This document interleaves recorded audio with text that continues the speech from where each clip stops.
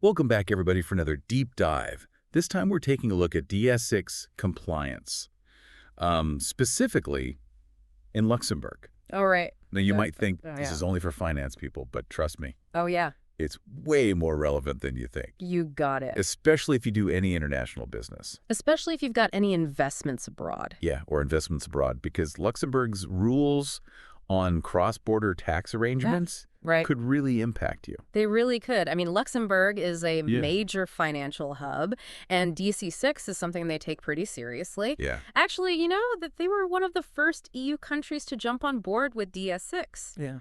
And that's that EU directive aimed at cracking down on aggressive tax avoidance schemes. Right. So the EU is basically saying, hey, everybody, play fair when it comes to taxes, no matter where you're doing business. Exactly. And Luxembourg didn't just Right. put a stamp on it and say, okay, we're good. They actually tailored it Right. to their own financial landscape. Okay, so tell me a little bit about that. Like, what does that mean they tailored it? How did they do that? Well, you think about Luxembourg. Yeah. What are they known for? Investment funds, holding structures, intellectual property, all these areas where people do some pretty clever tax planning. Right. So it's not just these, like, It's not just the big guys. these big multinational corporations that we always hear about. If you're a smaller player and you're using certain structures, in Luxembourg, you might find yourself bumping into DI6. Okay, so let's say I'm like an investor. Yeah. You know, I'm dabbling in some international markets. Yeah. How could I, like, trip over this DAC6 wire? Well, let's say you're setting up a holding company. Yeah. In Luxembourg. Okay. Pretty standard, right? Standard, yeah. Manage your investments. But here's where it gets tricky. Luxembourg's DA6, they're very strict about something called the main benefit test. Oh, the main benefit test. Yeah. What is that? So basically, if the main reason you're setting up that holding company is to avoid taxes back in your home country, say to take advantage of Luxembourg's lower rates, you're probably going to trigger DAC6 reporting. Even if it's legal? Even if it's totally legal. So it's not even about legality at that point. It's about... It's about the why. Yeah. Why are you doing this? And then to make things even more interesting, Luxembourg's got a unique take on marketable arrangement. Marketable arrangement. Think like pre-packaged investment schemes or structures marketed to a bunch of different clients. Yeah. The reporting deadline for these is even tighter. 30 days. Oh, wow. From when it's offered to clients. So if my advisor in Germany reports it, I don't have to do anything in Luxembourg. Well, you still need to make sure, your advisor's handling things correctly. Of course. And if you're not sure, it's always best to check with those Luxembourg tax authorities. Okay, so confirm. Got it. Okay, so we've got these strict deadlines. Right. This focus on intent. Yeah. How do they actually, like... Well, they don't have tax detectives. Okay. But they do have a system. So the EU's got this set of hallmarks.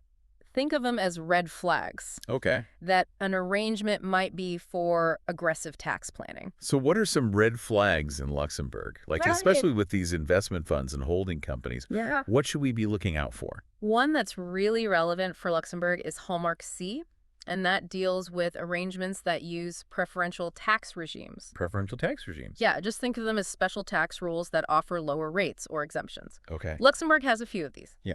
Especially with intellectual property and holding companies. Now, using these isn't illegal, but if the main goal is to avoid taxes, then it's probably reportable under DAC6. Got it. So it's almost like you can use these tax advantages, but you got to have a really good reason. And a real business purpose. Yeah, like a real business purpose. Yeah, otherwise you might be in trouble. Okay, so it's like a bit of a tightrope walk. Yeah, it is. It is a tightrope. Okay, so give me a concrete example. Like, what would this look like? Okay, imagine a holding company in Luxembourg that owns a bunch of patents. Okay. Now, if those patents are just sitting there and they're not really being used in any sort of business activity, but they're structured to avoid paying taxes, that's a red flag. Okay, so you can't just, like, set up a company and have it just sit there. It has to be actively doing something. Exactly. It has to be contributing to real economic activity. Okay. And the consequences for getting this wrong, they can be pretty rough. You could be looking at fines anywhere from 1,250 euros to 25,000 euros per report. Wow. And if you keep messing up, it can go even higher. Okay, so this is a little less deep dive and a little more like navigating a legal minefield. It can feel like that. You mentioned exemptions. Are there times when you don't have to record? There are. There are some ways out. Okay. But before we jump into those, I think it's important to take a step back and understand why DAC6 is so important in the first place. Yeah. Why should we care? Is this just... Well, nobody likes paperwork. No. And regulations, right? Right. But DAC6 is all about trying to promote fairness in taxes. Yeah. Transparency. Yeah. It's leveling the playing field, so to speak. Right. And making sure everyone is paying their fair share. Yeah. Regardless of where they're doing business. Right. Or how complicated their setup is. So it's about closing those loopholes. It is. That let companies and people, shift profits around. Yeah. Avoid paying their taxes. And making sure everyone contributes. Right. To the common good. Yeah. Makes sense. All right, so tell me about those exemptions. What are those escape routes? Okay, well, one important one is the commercial substance rule. Okay. Basically, it says not everything that triggers a hallmark is meant for aggressive tax avoidance. Okay. So if you can prove right. that your arrangement has legitimate business reason. Yeah. And it's not just about saving on taxes. Right. You might be off the hook. That makes you think. It's not just about the structure itself. It's not. It's not. It's about the reason behind it. The why. Yeah. Why are you doing this? Yeah, okay. Imagine a company that's using a Luxembourg holding company to manage intellectual property. Yeah. That's actively used in their global business. Right. That sounds like a genuine business purpose. Yeah. It's not just a shell company trying to avoid taxes. So you have to be able to show that you're actually contributing to the economy. You're not just playing games. Exactly. And having good documentation to back up your claims is essential. Okay. But we can dive deeper into those exemptions and other interesting parts of DAC6 in Luxembourg after a short break. Sounds good. Welcome back to our deep dive on DAC6 in Luxembourg. Before the break, we were talking about those exemptions, those lifelines that could save you a ton of paperwork. Yeah, those exemptions are so important, especially when you're working in Luxembourg's financial world. So let's pick up where we left off. We were looking at the commercial substance exemption. How does that actually work in practice? What kind of proof would you need, to convince the tax authorities that what you're doing is legitimate? Well, picture this. You're using a Luxembourg company and you're managing investments in renewable energy projects across Europe. Okay, yeah, that sounds like it has real substance. It's not just... It's not some made-up thing. Yeah, like an abstract financial transaction. Exactly. It's tied to real assets, real activities. So how do you prove it? Well, you need solid documentation. It needs to show the business reasons behind it, the investment strategy, how decisions were made, all those things that prove this isn't some scheme just to avoid taxes. So it's like you're building a case file. Showing you're not just checking boxes. Right. You're actually doing real business. You're part of the economy. And that documentation, that's your insurance policy if the tax authorities ever come knocking. Okay, so documentation. But what about those situations where you've got multiple people involved in an arrangement? Who's actually responsible for reporting under DAC6? Yeah, it can get a little murky. Yeah, especially with these cross-border transactions. Let's say you're an investment fund in Luxembourg. You're working with a tax advisor in the UK. You're putting together some big investment deal. Who's reporting it? Yeah, who's responsible if things go wrong? So usually the responsibility falls on the intermediaries. The intermediaries? Yeah, the tax advisors, lawyers, the consultants who put the whole thing together. They're the ones who know the rules inside and out. Okay, so it's like when you hire a contractor to do work on your house. They need to know the building codes, right? Exactly. You're not responsible if they mess up. I don't want to be. But here's the thing.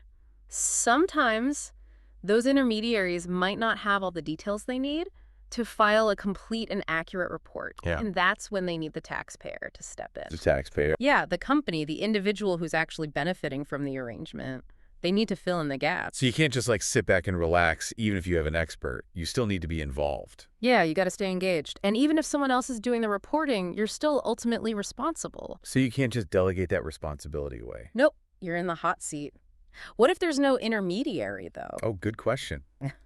What if you're just a regular person? Like a DIY investor? Then you become your own DAC6 expert. No way. You gotta know the rules. You gotta spot those red flags. You gotta file those reports on time. So you're on your own. That's why it's so crucial to do your research. Get advice if you need it. And keep those records organized. Speaking of research, where can people go to learn more about this? Is there a DA6 for dummies out there? Well, tax laws change all the time, but there are some good resources. Yeah. The Luxembourg tax authorities have a website with DIC6 guidance, FAQs, examples. The European Commission also has info on the directive. So check those official websites. Make sure you're up to date on all the rules. But what if you've read everything and you're still not sure if you need to report something? What then? If you're not sure, it's always safer to ask. Yeah. The Luxembourg tax authorities have a way for you to ask for clarification Okay. on specific arrangements. So it's kind of like calling the tax hotline before you file your taxes. Exactly. It's better to be safe than sorry. Absolutely. But this stuff can get pretty technical. Are there any tools or software that can make it easier for regular people? There are actually. More and more software is being developed specifically for DAC6 compliance. They can do a lot of the work for you, like spotting those hallmarks, creating reports, even reminding you about deadlines. It's like having a virtual tax assistant. But let's not forget about the human element. What are some common mistakes people make with DAC6? I'd say one of the biggest mistakes is underestimating DAC6. Okay. People think it only applies to those crazy schemes you hear about in the news. But the truth is, even simple arrangements can trigger these reporting requirements. So it's not just for the big players? Nope. Everyone needs to pay attention. Another mistake is not figuring out who all the intermediaries are. Yeah. That can lead to confusion about who's filing what. Right. Missed deadlines? Penalties. It's a mess. Yeah. And then there's the classic mistake of relying on old information. Right. Tax rules are always changing. Yeah. You gotta stay updated. So it's like checking the weather forecast before you go hiking. Yeah. You don't want to get caught in a storm. Exactly. Let's zoom out for a minute. What's the big picture impact of Day 6 in Luxembourg? Is it changing how business is done? I think it's definitely a game changer for international tax compliance. How so? It's all about transparency, stopping those aggressive tax strategies that are hurting countries all over the EU. So it's shining a light on those shady dealings. Exactly. Hmm. For Luxembourg, this means they have to adapt.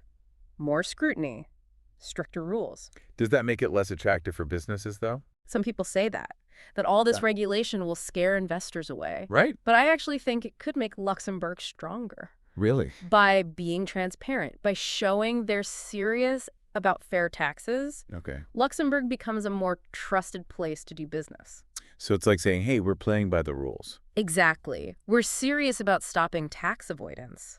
And that can actually attract businesses that want a level playing field. Right. They don't want to be playing games. They want to do things the right way. But remember, DC6 is only one piece of the puzzle. True. The world of tax is always changing. New rules popping up all the time. So it's not a one-time fix. It's an ongoing process. All right. Well, this has been a really insightful look at DC6 in Luxembourg, but I know our listeners probably have questions, so when we come back, we'll open it up for a Q&A session and get those questions answered. Welcome back to the Deep Dive. We spent this episode looking at DC6 compliance in Luxembourg, and I'm sure you're probably thinking, okay, great, but what does all this mean for me? Yeah, it's one thing to talk about the rules, Yeah. but it's a whole other thing to actually follow them. So let's talk about that. Like, what can people do to stay on the right side of DC6? Well, the first thing is awareness. Okay. Don't just assume this doesn't apply to you. Right. Take some time to learn about those hallmarks we discussed, especially the ones that are really important for Luxembourg's financial scene. Think about your investments, your business deals, anything that crosses borders. Yeah, so no hiding from it. Nope. Once you have an idea of the rules, then it's time to get organized. Get all your paperwork together. Agreements, contracts, emails, meeting minutes, anything that explains what you're doing and why. Okay, so it's like putting a puzzle together. You gotta have all the pieces. Exactly. Then you can see where you stand. Do your arrangements trigger any of those red flags? Are there any exemptions you might qualify for? This is where it can get tricky, which is why it's often a good idea to talk to an expert. Okay, so if you're feeling a bit lost, you might want to bring in some help, like a tax advisor or a lawyer, someone who really knows DDSC6 inside and out. Exactly. They can look at your specific situation, see if there are any problems, and help you with the reporting if you need it. So they're like a DD6 guide, leading you through the jungle. I like that. But even if you have an expert, remember you're still ultimately responsible for following the rules. Okay, so you can't just pass the book. Got it. Yeah. But what if you can't afford to hire an expert? What then? Well, there's a lot of information available online. Right. The Luxembourg tax authorities have a website with tons of DC6 guidance. They have FAQs and examples. And the European Commission has information on the directive, too. So do your research. Check those official websites. Exactly. And don't forget about networking. Networking. Talk to other businesses, investors, professionals in your field, people who've dealt with DC6 before. They can give you some really useful advice based on their own experiences. Okay, so find your people, your DDC6 support group. Right. And if you're still not sure about something, just ask the Luxembourg tax authorities. They have a helpline and a way for you to get official answers about your specific arrangements. So better to be safe than sorry. Definitely. Well, this has been a really interesting look at DAC6 compliance in Luxembourg. Any final thoughts for our listeners? I'd say the biggest thing to remember is that DAC6 is here to stay. It's not going away. It's a big change in how we deal with cross-border taxes. Yeah. So don't ignore it. Learn the rules, get help if you need it, and stay informed. That's how you make sure your business can thrive in this new world of international taxes. Great advice. So on that note, we've come to the end of our deep dive into DAC6 compliance in Luxembourg. I hope you feel a little more prepared to handle this complex topic. Remember, knowledge is power, and staying ahead of the game is crucial in today's constantly changing world. Thanks for joining us.